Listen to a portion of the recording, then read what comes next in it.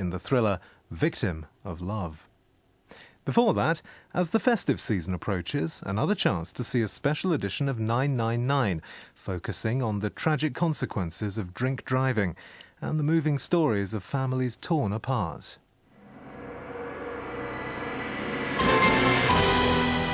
Tonight, no excuses. As the Christmas party season approaches, the truth about drinking and driving and how we can all make a difference. The drivers who gamble and lose, and the families who never recover.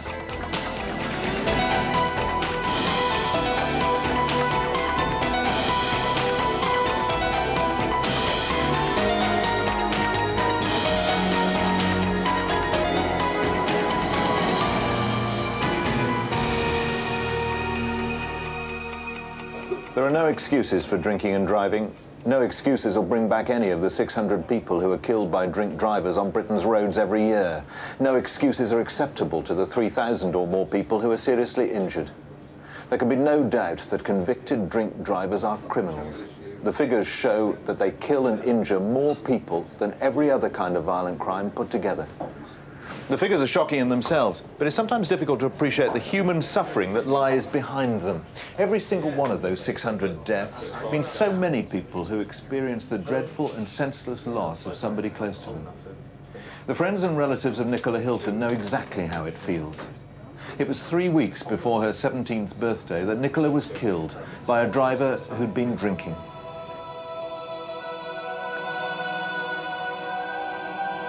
I just miss having her. I ache to hold her.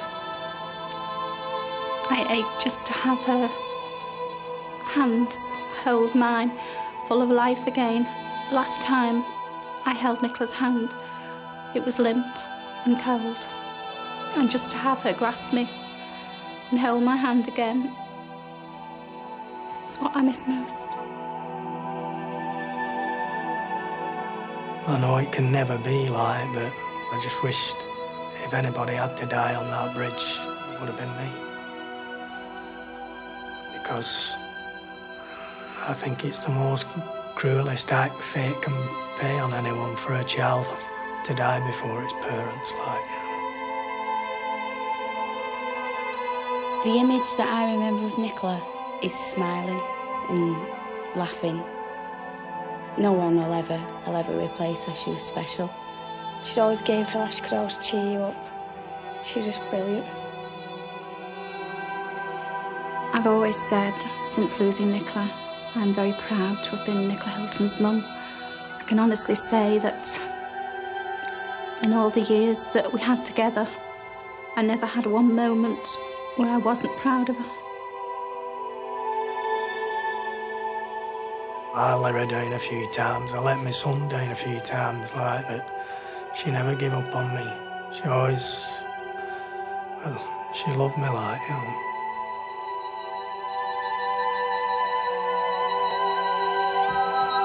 Hello.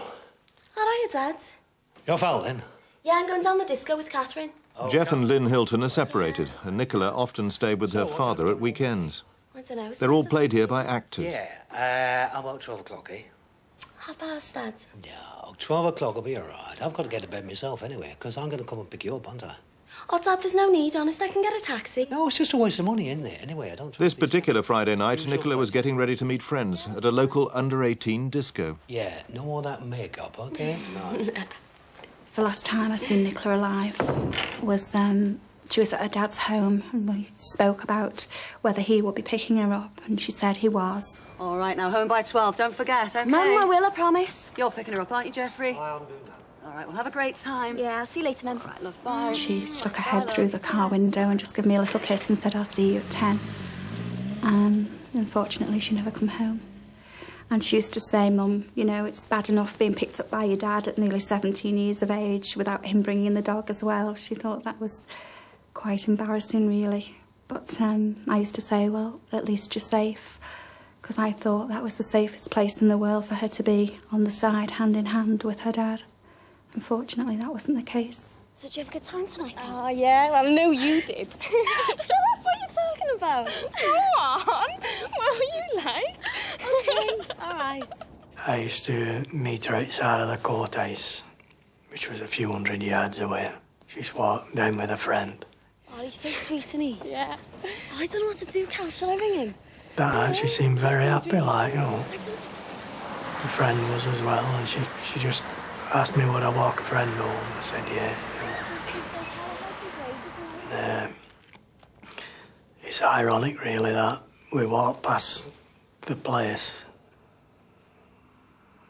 the pub where those people who killed her, they was in there drinking as we walked past.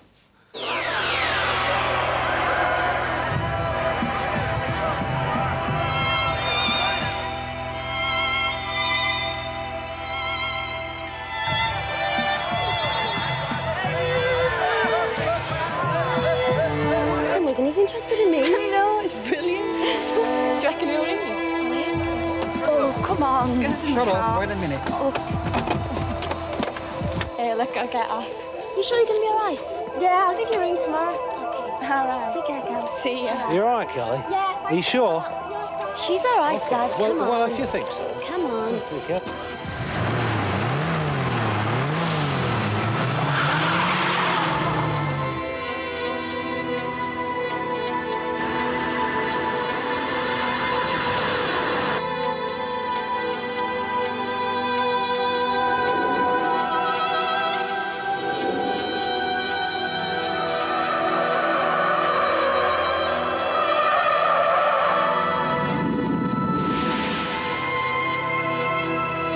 I was sent off walking up in Screen Lane, and then can't remember anything of that.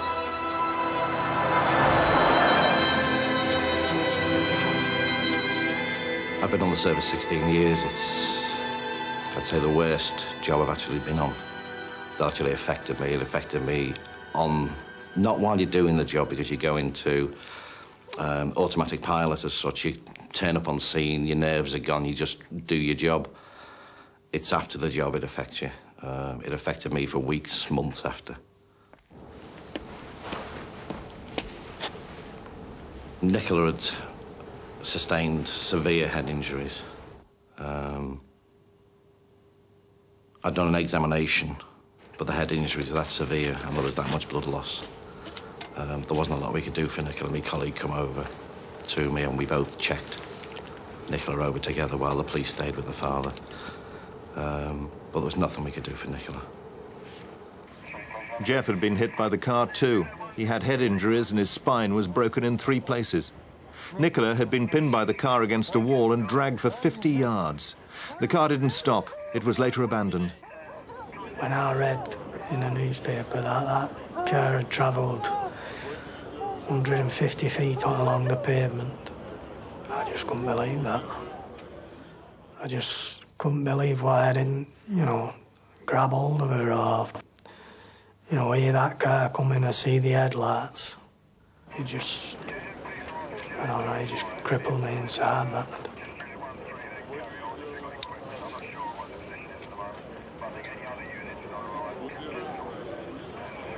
It was at this stage that I was asked to go to the infirmary to identify Nicola. And it was then that the terror of seeing my child actually set in. And that is the guilt that was so hard to overcome, was the guilt of being frightened to see her.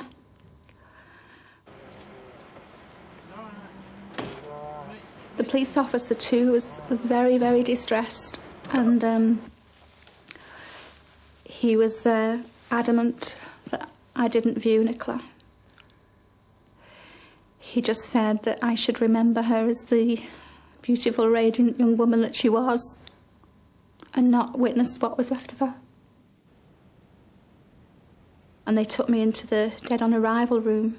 As I walked in to the room, I could see where Nicola's head print had been on a pillow. And all the time I kept telling myself, this is your child.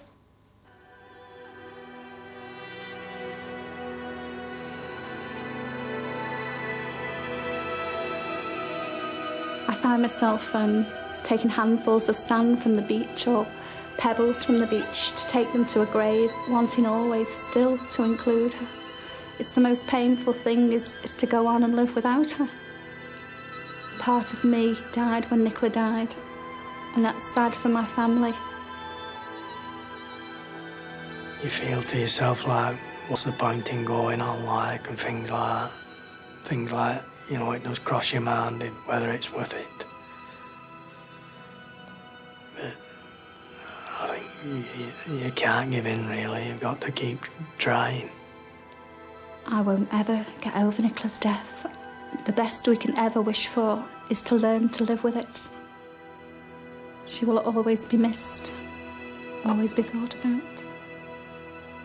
And so what you have to say is, yes, for whatever years you've got left yourself, there will always be that sadness. It's a life sentence for mums like me. The driver who ended Nicola Hilton's life was sentenced to 4.5 years in prison.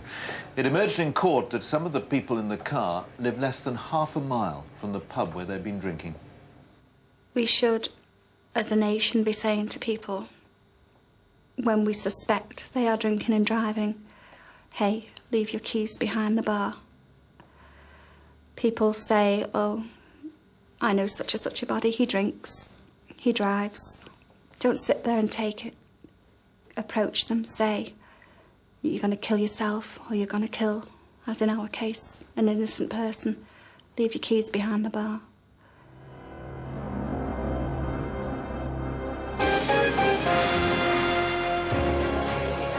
Look, alcohol doesn't affect me, all right? And besides, I drive better after a couple of pints. Wrong. You only think you drive better. Alcohol makes you less alert, but at the same time gives you a strong but false sense of confidence. Even one drink affects your judgment. It becomes difficult to judge distance and speeds clearly and will take you longer to stop.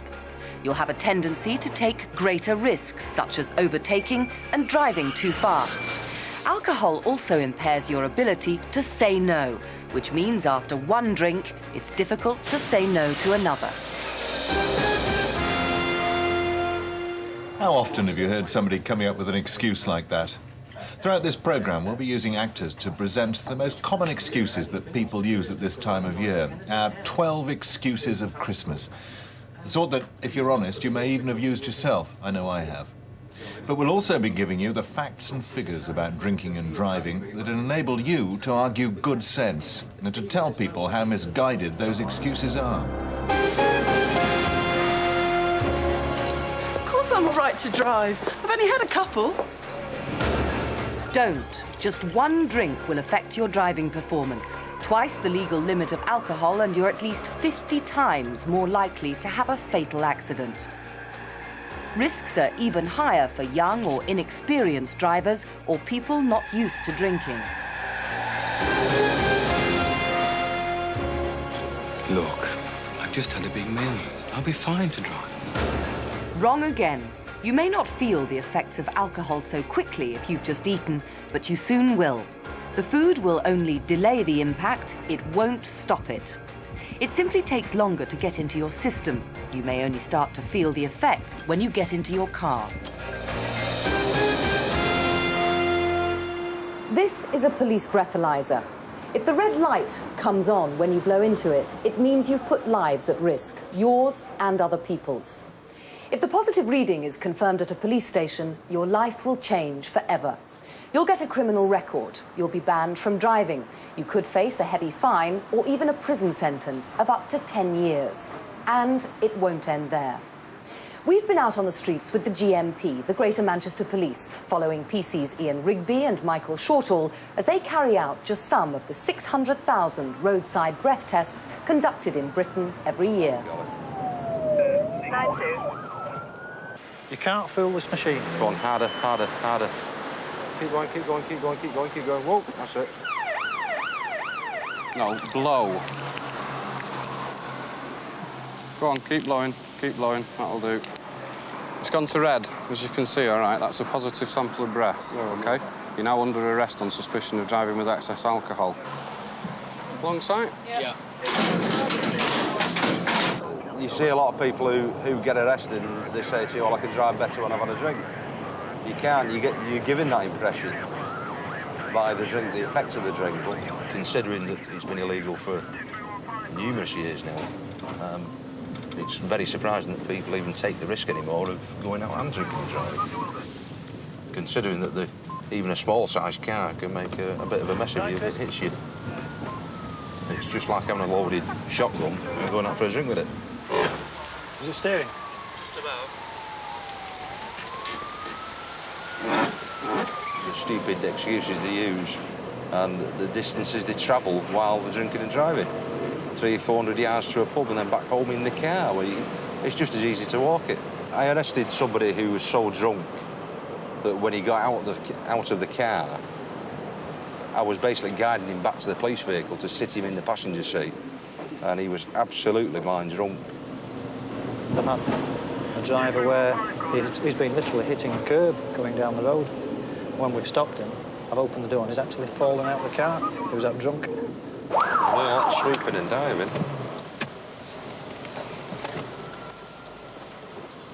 Any traffic offence that you're committing while you're moving, we're empowered to stop the car and speak to the driver. If you stop the car for having a light out and then you smell the drink on the driver, you're obviously going to request a breath test. When did you last examine your car? One of your exhausts is hanging off at the back. It is. If you just jump out, I'll show you. Can you just see there? Oh, God. Right. As I can smell alcohol on your breath, I'm going to request a specimen of breath from you. Obviously, should you fail to provide a sample of breath which is positive, you may well find that the consequences are that you'll be arrested. So if you can take a big deep breath, I'll hold the device, and whenever you're ready. Big deep breath. Keep going, keep going. That's lovely, that. Thank you very much indeed. Right, the amber light, which is illuminating now, tells me that you have had alcohol. It's now gone to red. You've now failed the breath test, and I must tell you now that I'm arresting you for providing a sample of breath which is positive. Obviously, you don't have to say anything unless you wish to do so, but what you do say may be used as evidence. Do you understand all that? Do you wish to make any reply at all? If you get arrested, you will go in the van. And I think it does bring it home to people that when you put inside that van with a metal cage, you are going to a police station. It's not something that I would like. There's always the chance that when she gets into the police station, she may well be under the limit. And I always try to explain to people that, all right, you've taken the breath test and it's shown positive and you've been arrested, but don't think that from this moment on you're going to be a banned driver, because there are other procedures. You always try and talk them and calm them down, because some people do get very worried about it. And at the end of the day, you're looking at somebody losing the licence for 12 months and a fine and all the stigma that goes with it. And if they drive for a living, then the job's gone. Have you been arrested before? No. Right. What's going to happen is that you're going to be put on a machine to give 2 further samples. I must tell you, though, that the machine will know if you're not blowing correctly. So if you want to take the mouthpiece in your hand, a good deep breath and blow. Keep blowing until I tell you to stop. Good, that's a good blow. Keep blowing, keep going, keep going. Good, let go. Right, there's your first blow, and that's showing 63. Good blow now.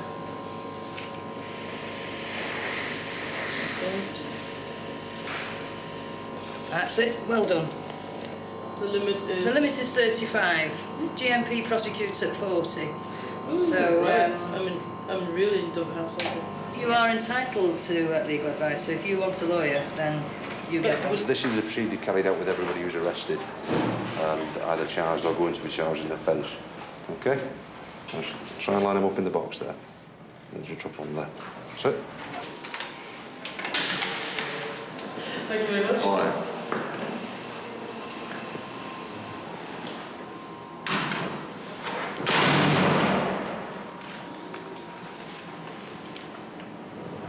The safest limit is not to drink at all, full stop.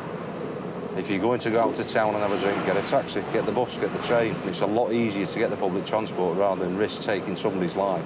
If it happened to me, if I knocked somebody down and killed them and I was under the influence of drink, I don't think I'd ever recover from it. You've got to live with it the rest of your life. Every waking moment, you've got somebody's life or somebody's death on your conscience.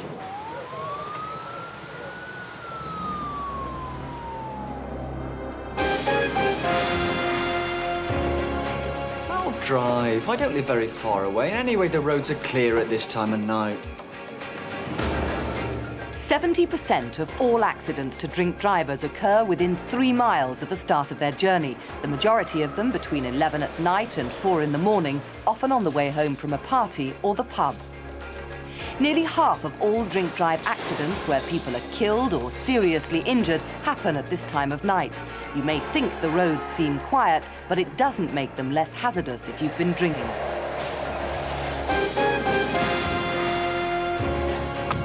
Of course I'm all right to drive. I know my limits. Don't kid yourself. Alcohol affects people in different ways, and it's impossible for you to judge how quickly you'll reach your limit. There are several factors that will affect this, such as age, sex, build, whether you've just eaten or not, and the type of drink. Fizzy drinks pass into the bloodstream more quickly. So, because it's so hard to work out your own limit, don't chance it. People talk an awful lot of nonsense about knowing their limits. They think they're safe to drink up to 3 or 4 units of alcohol, so they count up their drinks and hope for the best. But the sums just don't add up. There are too many variables. Apart from the fact that alcohol affects us all in different ways, take a look at these 2 glasses of beer. Looks pretty ordinary beer. Maybe the beer in the larger glass is darker, so maybe it's stronger? Not a bit of it. There's more alcohol in the half-pint glass than there is in the pint glass. Or these 2 glasses of lager, they look absolutely identical, but there's 3 times as much alcohol in that glass of lager than that one. Or these 2 typical Christmas party cocktails, all bright and colourful and sweet. One of them has got no alcohol at all. The other one's got so much alcohol in it, you'll be over the limit in one go, and I'm damned if I know the difference. If you get it wrong, you run the risk of a criminal record. You run the risk of killing yourself, or worse still, killing somebody else. That's true if you're buying your own drinks. It's even more true if somebody else is getting the round, or if you're at a party. Don't worry, I'm being sensible, and I'll keep an eye on what I drink. It's particularly difficult to keep track of how much you drink at a friend's house or party. Watch out for heavy-handed hosts who will almost certainly give you more than a pub measure and keep topping you up. If you're the host, remember, you have the responsibility to make sure your guests don't drink and drive. Before you go anywhere where you'll be drinking, plan ahead, work out how you'll get home and stick to it. Book a cab or take a bus or train. If you're with friends, nominate someone who won't drink so they can drive. If you can't get a lift home, fix up somewhere to stay. Look, I've done it loads of times before and I've never been caught.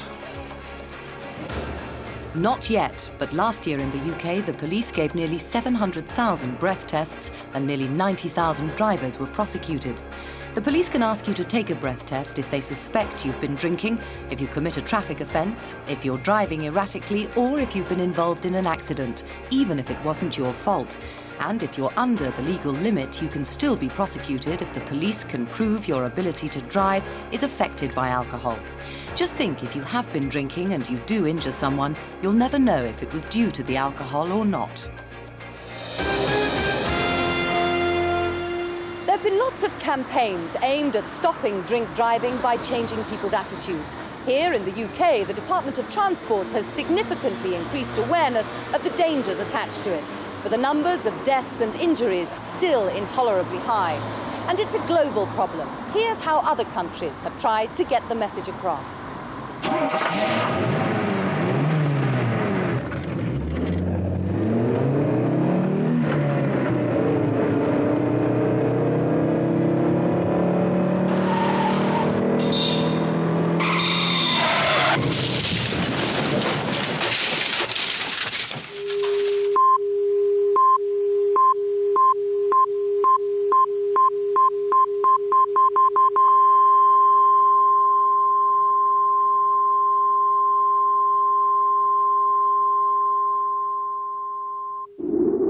Last year, hundreds of drivers thought they weren't drunk, but they were.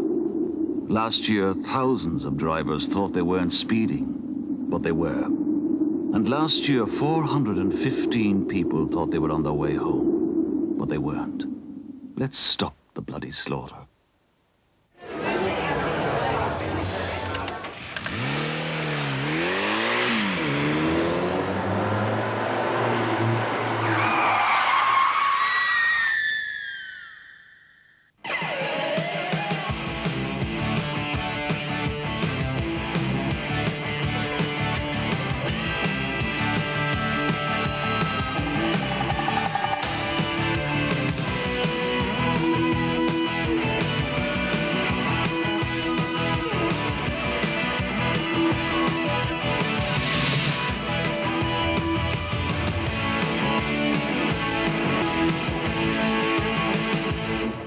Danish film suggested wives and girlfriends take control when their partners are in danger of behaving irresponsibly.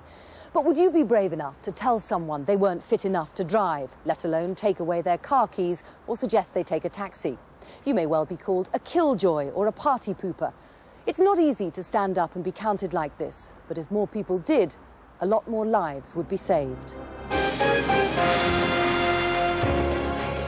Well, I'm a man, aren't I? And men can take the drink.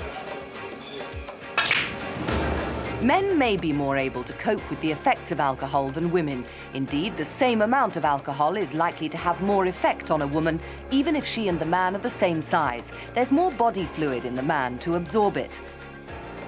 But if you're a man, don't get carried away. More than 90% of all convicted drink drivers are male. I'm fine to drive. I've just had 3 strong coffees. They'll have sobered me up. Oh, no, they won't. Black coffee may make you feel more alert, but it certainly won't sober you up. Nothing you can do will reduce the level of alcohol in your blood. Fresh air won't work, neither will exercise, vitamin C, or even a cold shower. The only thing that sobers you up is time, and it could be a long time. Our next story is about a man whose life was changed so dramatically by drink driving that he only agreed to talk to us if he could remain completely anonymous. So great is the stigma attached to the convicted driver. We've called him Bill, and we've replaced him in our reconstruction and in the interview by an actor. But everything you see happen is true, and everything the actor says is exactly what the real driver told us. It began in 1993 when Bill was running his own business in South London. £4 grand tops, really. Well, 3.5 here. I've got a nice RS Turbo, Escort, factory-fitted sunshine roof, colour-coded all the way around, Recaro seats. Started 4 years ago with, you know, some cheap cars and work our way up. It was a lot of hard work. The wife and I, we weren't getting on very well, and we argued all the time. At first, I just wanted to just go and have a few drinks, just forget it all. I just wanted to be somewhere else, do something different, forget all about it. But, well, you know what it's like, you have a few drinks, and one leads to another, and before you know it, you're out of it. Time, please. Can we have your glasses? It was just so stupid that I didn't want to walk home, got in the motor, drove. I mean, it was really silly. I just did it automatically. I must have been all over the road, up and down. It must have been the easiest thing in the world. Easy. A cop should see me a mile off. How much have you had tonight? Just a few. I haven't had any. All right, just stand against the door for me. Seal your lips around the mouthpiece and give me a good long breath.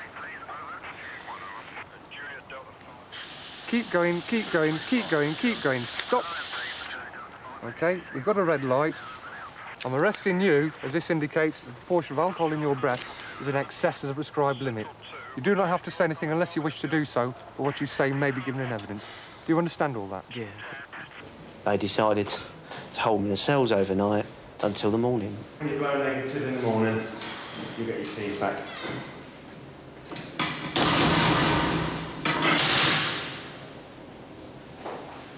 But on the day of his court case, Bill was ill. He was granted a postponement and so expected another date to be set, but he heard nothing. I couldn't understand it. I was expecting all the time, every day, waiting for the letter. Nothing happened. I'm a car dealer. It's my business. I need to drive all the time. I'm picking up motors, dropping motors off, test driving them. What else can I do without a licence? So I left it. I wasn't going to phone them, was I? A year went by, and he still hadn't been contacted. It's got to be sweet, though. I was on a business meeting. I hadn't gone out to get drunk. I mean, I wasn't even going to have many drinks at all. 4. I had 4 drinks. I mean, I didn't really expect there'd be any problems. You don't think about it, do you? You don't realise how little it really is that puts you up there. I didn't think there was any problems. Started driving on the way home. Blue light. I pulled over. No reason not to. And then I thought, actually, I have had a few beers. I looked in the mirror. I saw this policewoman coming up towards me.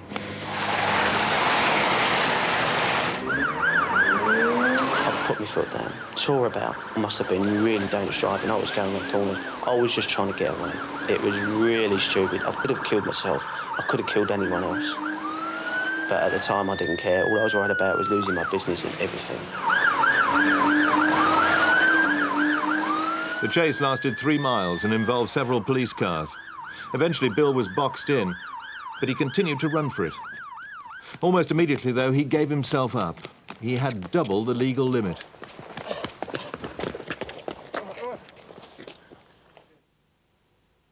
He admitted the outstanding case and was tried on 2 counts of drink driving. This is a very serious offence. I hope you are aware of that. I have taken what your advocate has said in consideration, but in view of the seriousness of the offence and that you have committed offences of drink driving, you will go to prison for 9 weeks. 6 for the first offence and 3 for the second, to run consecutively. You will also be disqualified from driving for 4 years. Do you understand? Yes, sir. I was absolutely dumbfounded, numb from the head to my foot. It was like I'd been frozen. Me go. There's a guy there just this way, sir. You're going to jail, mate. You're going down. Your gut just drops straight through the floor. You can't believe it.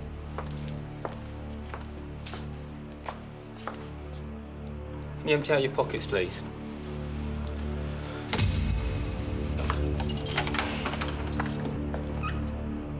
It's a horrible little room. That door shuts. And it's such an echo in there. You can almost hear it for a minute afterwards, echoing around the room. You don't get the passage of time, even if you've got a watch on your hand, because a minute takes an hour, you know. And 60 minutes it feels like a month sitting in there for an hour. Bill was kept in the cell for nearly 5 hours before being taken to one of Britain's newest prisons, Belmarsh Maximum Security Prison in southeast London. You'd think they were hiding the national gold supply in there. There's so many locks. There's no way you could do anything but just do as you're told, comply, follow orders. They take your photograph. They give you a number. I'm a number now. They strip search you, head to foot, completely searched. All your clothes are searched, your body's searched. It's horrible. It's lonely. And you just don't feel human. It's really, really degrading. I've never been so humiliated in all my life.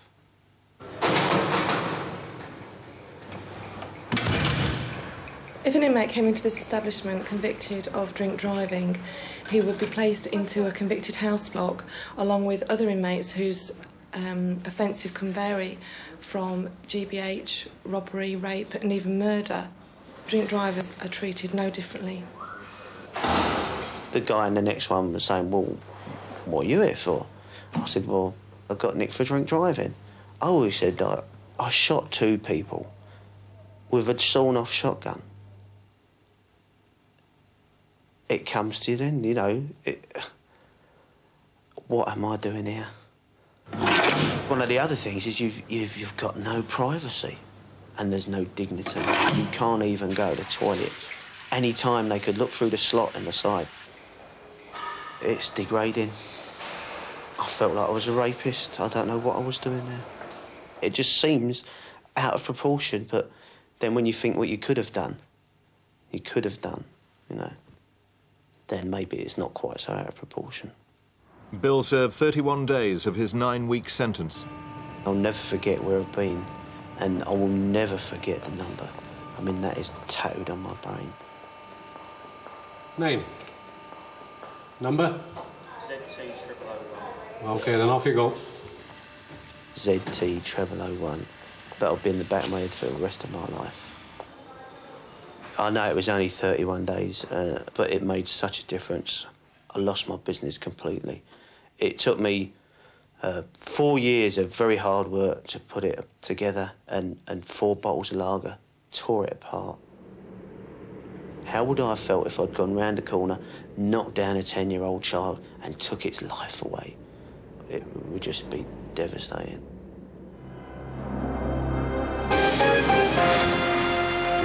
I've got to drive. There's no public transport and I can't afford a cab. The question is, can you afford not to? If you're convicted for drink driving, you could be paying for taxis for a long time. As well as an automatic 12-month ban, you'll face a fine of up to £5,000 and 6 months in prison. When you finally get your licence back, your insurance premiums will double or even triple for many years. Insurance on cars like these could cost more than £2,000 a year. A sports car, far more. Also, hiring a car could be very difficult for up to 10 years. If you use your car for work, you could lose your job. If you kill someone, you face up to 10 years in prison. I haven't had a drink for an hour or so. I'll be all right by now. Don't take the risk. The body burns up alcohol very slowly. It takes at least 8 hours to get rid of the alcohol from 4 pints of normal strength beer. So after a night's drinking, you could still be over the limit when you drive to work in the morning.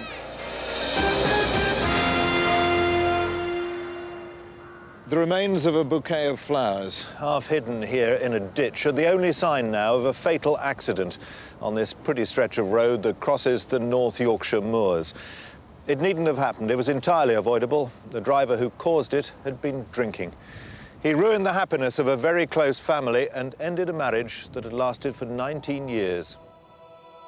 I always remember walking down the aisle and John turning towards me and looking at me and giving me a loving look as if to say, "You look lovely." And he looked lovely. He was a very handsome bloke, and I was a very lucky person. John and I just got on right from the beginning. We just seemed to click. There was something about him that I knew that that was it. I just wanted to spend the rest of my life with him. He was an excellent father because he was everything that anybody could ask for. He was there when I needed him, and he was just a friend. Most drink drive incidents happen after dark, when people are going home after an evening out. But the accident that was to devastate the Wheatley family happened in the middle of the morning, a Sunday morning in June 2 years ago. We set off, we just got in the car and went. We generally talked in the car, listened to the radio, commented on the scenery because that Moors Road is quite beautiful at times. And it was just like any ordinary Sunday. I'd said, "Hey, David, your dad's quiet." And John turned and he gave me a beautiful smile. And I said, "Well, I've got your dad laughing, David." And I'll always remember he went, "Love you," like that, but mouthed it. And I'll always remember that. Just 5 minutes later, the accident happened. Through the corner of my eye, I felt something wasn't right, and John must have felt it at the same time.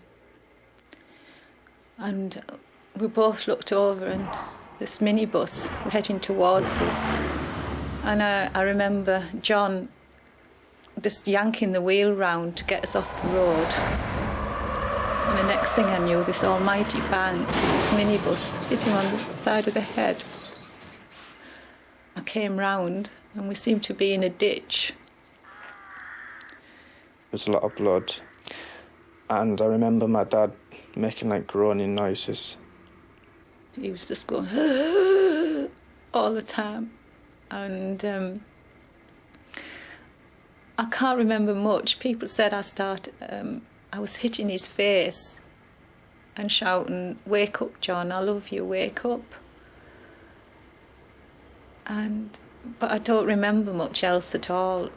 I seem to have closed it out. Many people's lives were changed that day. Altogether, there were 17 casualties. The police photographs were taken after the debris was cleared away and don't really show the extent of what happened. It took 4 ambulances, 3 fire engines and several police cars to deal with it all. More than 30 witnesses made statements, many of them upset at what they saw. The picture that emerged from those statements was that the minibus swerved out of control across the road. It knocked the Wheatleys' car into the ditch, then it hit a second car before coming to rest right in the middle of the road. The first member of the emergency services to reach the accident was PC Danny McVeigh. My initial thoughts was it was like a battle zone. A lot of people in great distress, people injured, and a general melee of vehicles and bodies. There was people tending to Mr. Wheatley at the driver's door side. The bodywork of the vehicle had gone in towards the driver's compartment, and it appeared that Mr. Wheatley's head had taken the brunt of the impact. He was very seriously injured. He was bleeding from the side of his head. He was motionless, obviously unconscious, and was obviously in a bad way.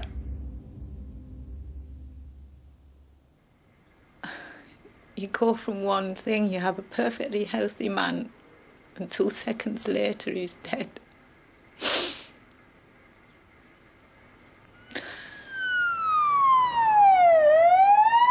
Joan and David were brought to Middlesbrough General Hospital, where Joan was treated for a broken arm. David's injuries were more severe: a broken arm, broken leg, and damage to his neck, chest and back. He was too ill to attend his father's funeral and needed 3 months of surgery and traction before they let him home. It was then that it really did hit me, and I just broke down. I don't think I slept for about a week. It didn't seem like we were family anymore. At 5:20, when my dad should have been coming in from work and we're having our tea, I still wanted that to happen. I was still expecting it to happen. And it didn't, and that hurt me a lot because the normal things that we did didn't happen anymore. The nightmares are horrendous. The bang of the minibus actually hitting the car, it goes from one side of my head to the other. It's like a bomb going off in it. And I used to just get on the phone to my brother, to my friends, and say, speak to me. Just say, talk to me, say anything, but just talk to me. Just don't let me be on my own. And they did. And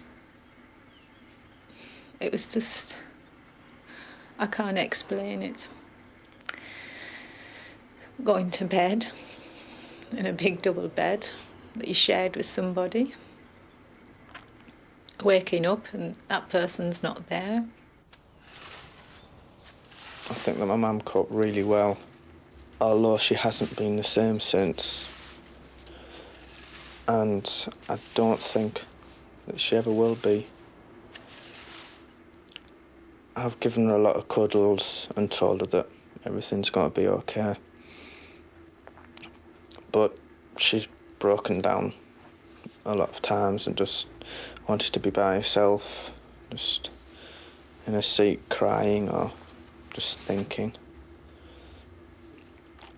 David, even though we have our fights at times, has been my rock and my reason to go on. I love him very much, and I couldn't have made the last 2 years without him. He is his father's son. A blood test taken 2 hours after the incident and calculations back by forensic scientists show that the driver of the minibus was over the drink-drive limit at the time of the accident. He admitted causing death by reckless driving and he pleaded guilty to having more than the legal limit of alcohol in his system. He told police he'd been out drinking the night before and had his last drink sometime between midnight and 1 a.m. But at the time of the accident, more than 9 hours later, he was still over the limit. A lot of people don't realise that the alcohol is still in their body, still going through the system and still impairing their manner of driving. And it is imperative to remember that if you've been out for a good night out, there is no way that you should be driving a vehicle for at least 24 hours.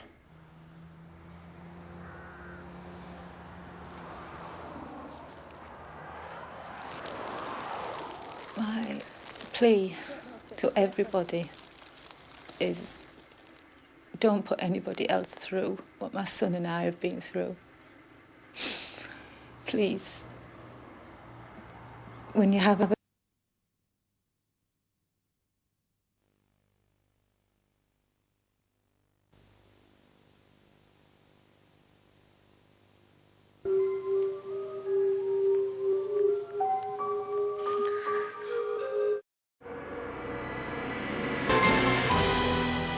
Tonight, a child electrocuted on a railway line and